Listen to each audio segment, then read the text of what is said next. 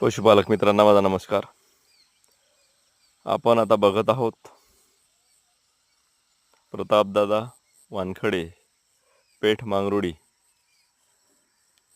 तसेच चेतनभाऊ वानखडे यांचा गोठा. या गोठ्यामध्ये देशी जनावरांचे पालन आणि संगोपन खूप चांगल्या पद्धतीने चालू आहे.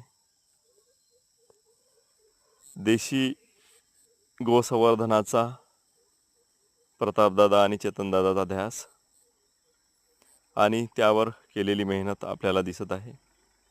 काही दिवसापूर्वी या गायीची कंडिशन खूप काही विशेष नव्हती, परंतु आज खूप सुंदर अशा गायी, यामधल्या काही सुंदर गवळव गायी.